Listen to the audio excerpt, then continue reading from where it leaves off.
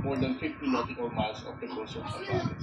But the Chinese Coast Guard vessels, for a lot of instances, What's that? some of them even getting near the 42 nautical What's that? miles, challenge tayo. Pero may epekto ba ang halos araw-araw na paglipad Orange ba yan? Red yan? Red. Naninibago. Kasi ang China Coast Guard ngayon, hindi na rin sila nag-respond sa radio challenge natin. Dirty naman yan eh. Push them Dirty. further away to Zambales. What is the main reason why the Chinese Coast Guard is not responding anymore? And they have also Anong kulay niyan, Didi? they didn't mention if there was